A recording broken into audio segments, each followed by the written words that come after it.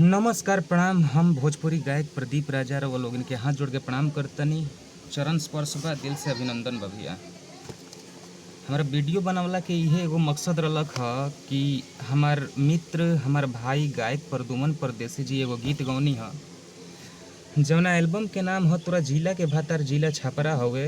तो कुछ लोग वो गीत के विवादित बना देले बा आ यूट्यूब पर गलत गलत भाषण देता लोग। तो ई केहू कलाकार खातिर ऐसा ना करे लोग तो अच्छा बा भैया। केहू कलाकार खातिर केहू के मन में ऐसा शंका ना होके के चाही।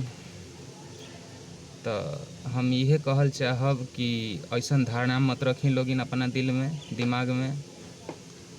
और गीत कोनो गलत नहीं गौले वहाँ के, कोनो जिला के नाम लेके नहीं गौले वहाँ के। और ऐसे तो बहुत कलाकार लोग बा कि फुहर फुहर गीत गा देता, तो पर के वो ऑब्जेक्शन नहीं के उठावत।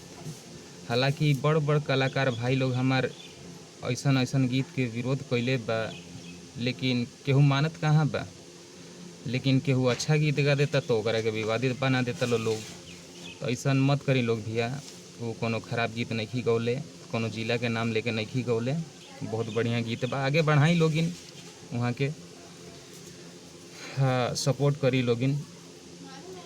बहुत बढ़िया गीतकार गायक हई हमार प्रदुमन परदेसी भाई, सपोर्ट करी लोगिन। मन में ऐसा शंका मत रखी लोगिन जैसे कलाकार के मन के ठेस पहुँचे।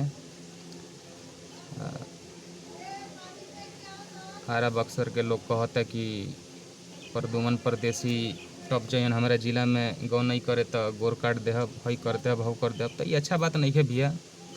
ऐसा मन में शंका मत रखी लोगिन कोनो कलाकार प्रति।